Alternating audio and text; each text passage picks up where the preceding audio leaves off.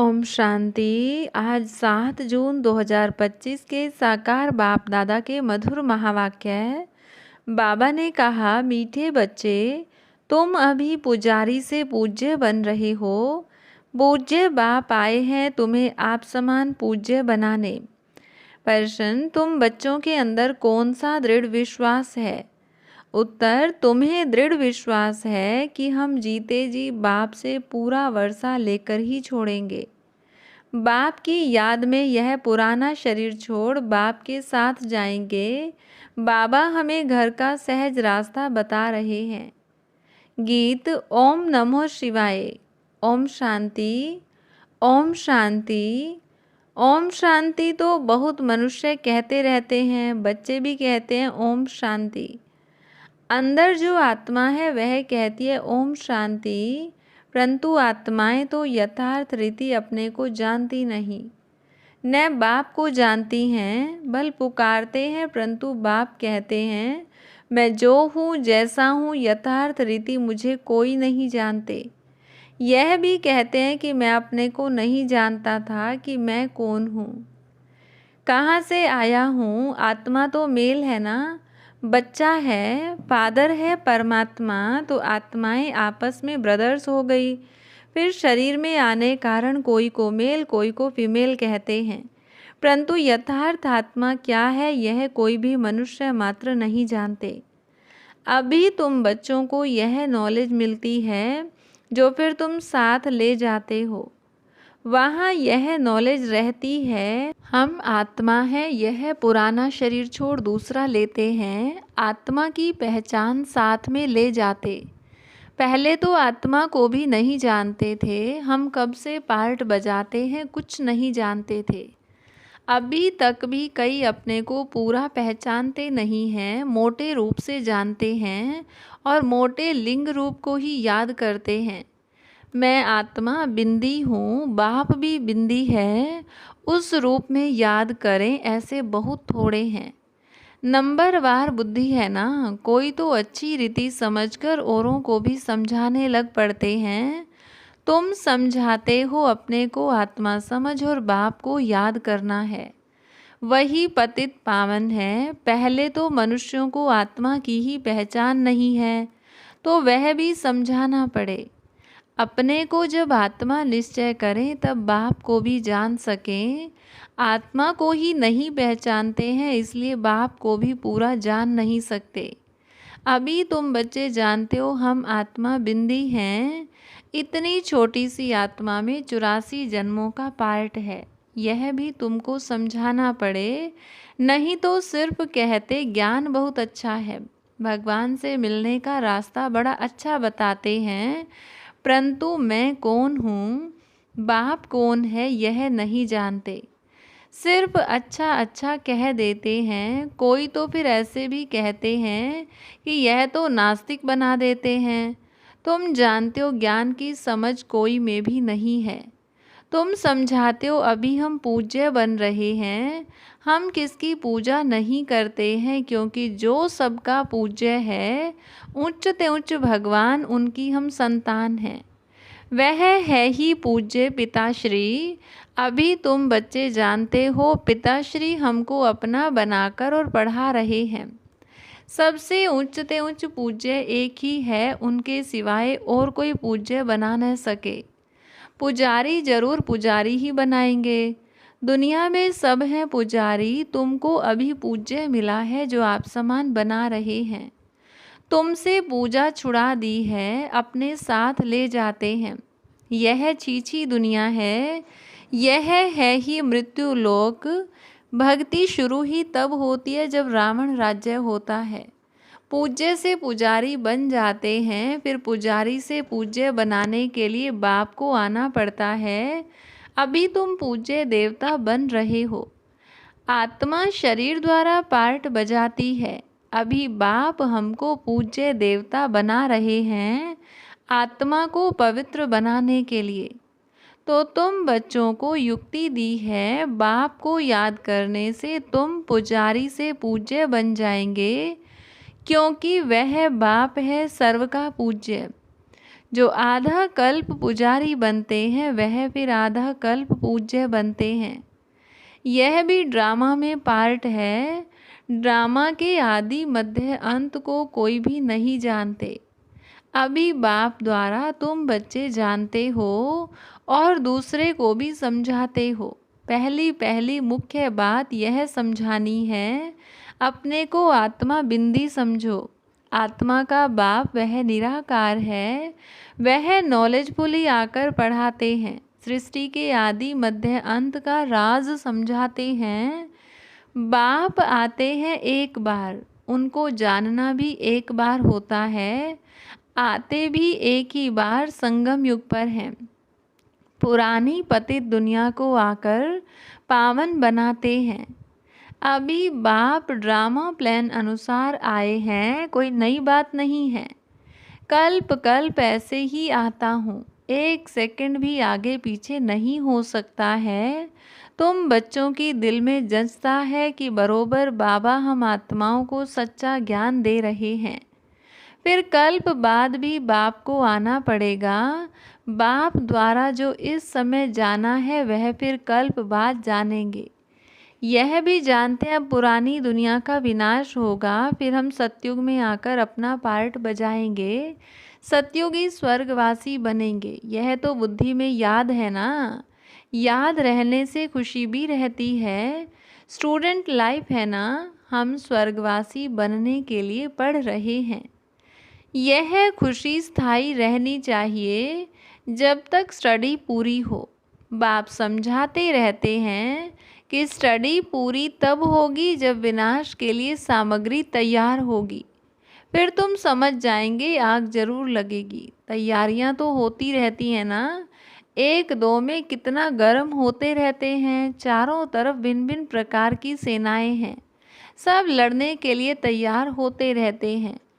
कोई न कोई अटक ऐसी डालते जो लड़ाई जरूर लगे। कल्प पहले मुआफिक विनाश तो होना ही है। तुम बच्चे देखेंगे, आगे भी बच्चों ने देखा है, एक चिंगारी से कितनी लड़ाई लगी थी।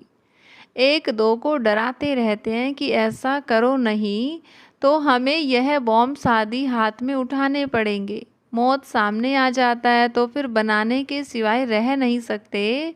आगे भी लड़ाई लगी थी तो बॉम्ब्स लगा दिए, भावी थी ना, अभी तो हजारों बॉम्ब्स हैं।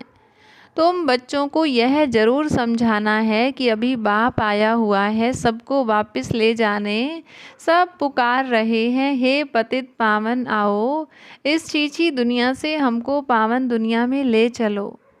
तुम बच्चे जानते हो पावन दुनियाएं हैं दो, मुक्ति और जीवन मुक्ति। सबकी आत्माएं पवित्र बन मुक्ति धाम चली जाएंगी। यह दुख धाम विनाश हो जाएगा, जिसको मृत्यु लोक कहा जाता है। पहले अमर लोक था, फिर चक्र लगाए अब मृत्यु लोक में आए हो। फिर अमर लोक की स्थापना होती है, वहाँ अकाले मृत्यु कोई होती नहीं, इसलिए उनको अमर लोक कहा जाता है। शास्त्रों में भी भल अक्षर हैं, परंतु यथार्थ रीति कोई भी समझते नहीं हैं। यह भी तुम जानते हो, अब बाबा आया हुआ है, मृत्यु लोक का विनाश जरूर होना है। यह 100% सर्टेन है।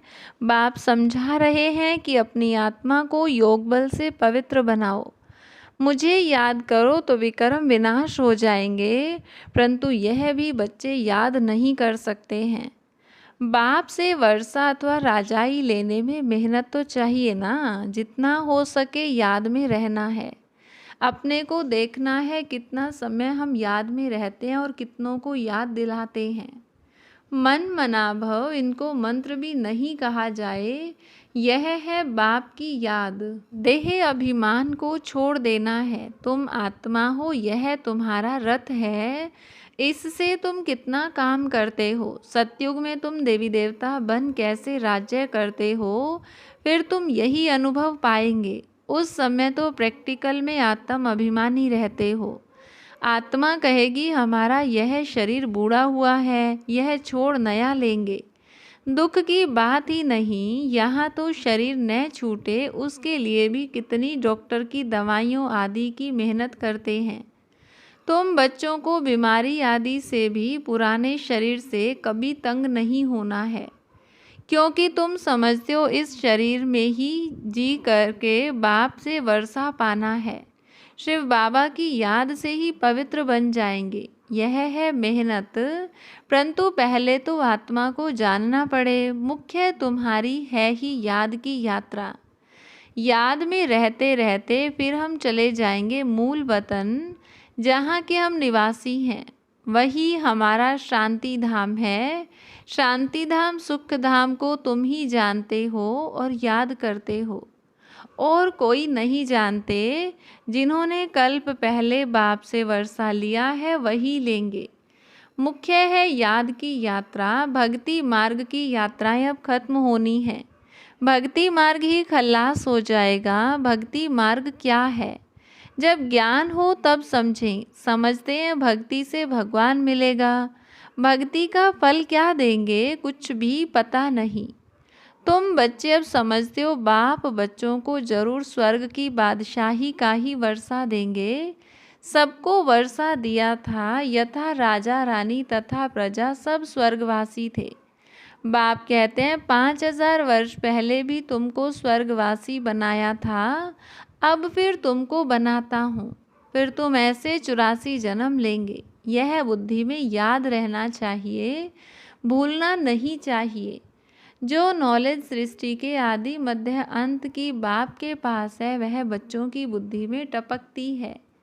हम कैसे 84 जन्म लेते हैं, अभी फिर बाबा से वर्षा लेते हैं। अनेक बार बाप से वर्षा लिया है।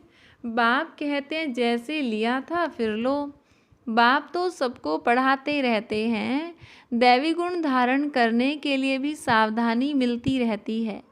अपनी जांच करने के लिए साक्षी हो देखना चाहिए कि कहाँ तक हम पुरुषार्थ करते हैं। कोई समझते हैं हम बहुत अच्छा पुरुषार्थ कर रहे हैं। प्रदर्शनी आदि का प्रबंध करता रहता हूँ ताकि सबको मालूम पड़ जाए कि भगवान बाप आया हुआ है। मनुष्य बेचारे सब घोर नींद में सोए हुए हैं। ज्ञान का किसको पता ही नहीं है तो जरूर भक्ति को ऊंची समझेंगे। आगे तुम्हारे में भी कोई ज्ञान था क्या? अभी तुमको मालूम पड़ा है ज्ञान का सागर बाप ही है। वही भक्ति का फल देते हैं। जिसने जास्ती भक्ति की है उनको जास्ती फल मिलेगा। वही अच्छी रीति पढ़ते हैं उच्च पद पाने के लिए। यह कितनी मीठी मीठी बातें हैं। बूढ़ियों आदि के लिए भी बहुत सहज कर समझाते हैं। अपने को आत्मा समझ बाप को याद करो। उच्चते उच्च है भगवान शिव। शिव परमात्माए नमः कहा जाता है। वह कहते हैं मामे कम याद करो तो तुम्हारे विक्रम विनाश हो। बस और कोई तकलीफ नहीं देते हैं। आगे चल शिव बाबा को भी याद करने लग पड़ेंगे। वर्षा तो लेना है। जीते जी बाप से वर्षा लेकर ही छोड़ेंगे। शिव बाबा की याद में शरीर छोड़ देते हैं तो वह फिर संस्कार ले जाते हैं। स्वर्ग में जरूर आएंगे। जितना योग उतना फल मिलेगा। मूल बात है चलते फिरते जितना हो सके याद में रहना है। अपने सिर से बोझा उतारना है।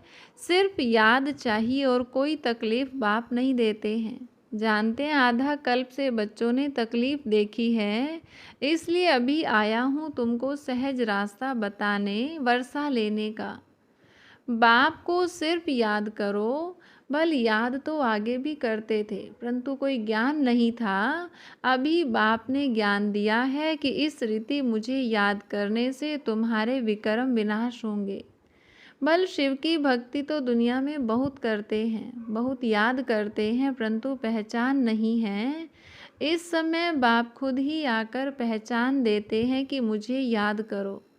अभी तुम समझते हो हम अच्छी रीति जानते हैं। तुम कहेंगे हम जाते हैं बाप दादा के पास। बाप ने यह भागीरथ लिया है। भागीरथ भी मशहूर है। इन द्वारा बैठ ज्ञान सुनाते हैं। यह भी ड्रामा में पार्ट है। कल्प कल्प इस भाग्यशाली रथ पर आते हैं। तुम जानते हो कि यह वही है जिसको श्याम सुंदर कहते हैं। यह भी तुम समझते हो। मनुष्यों ने फिर अर्जुन नाम रख दिया है। अभी बाप यथार्थ समझाते हैं, ब्रह्मा सो विष्णु, विष्णु सो ब्रह्मा कैसे बनते हैं। बच्चों में अभी समझ है कि हम ब्रह्मापुरी के हैं, फिर विष्णुपुरी के बनेंगे।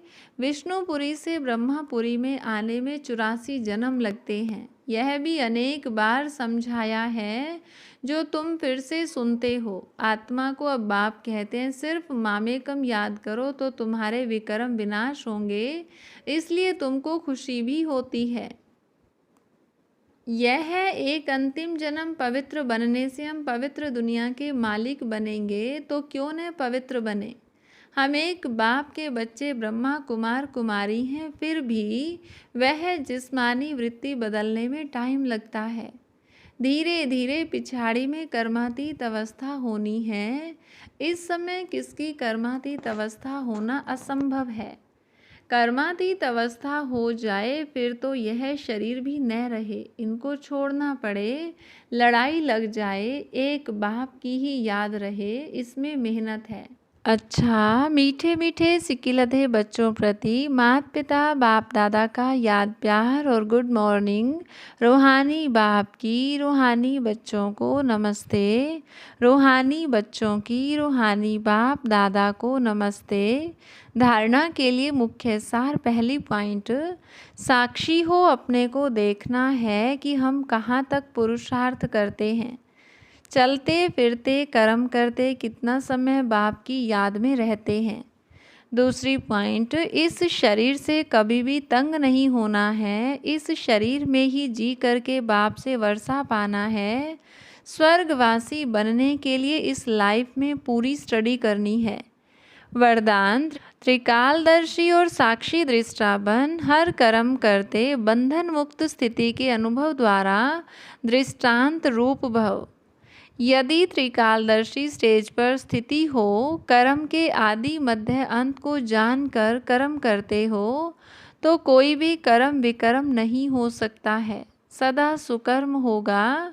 ऐसे ही साक्षी दृष्टा बन कर्म करने से कोई भी कर्म के बंधन में कर्म बंधनी आत्मा नहीं बनेंगे। कर्म का फल श्रेष्ठ होने के कारण कर्म संबंध में आएंगे, बंधन में नहीं।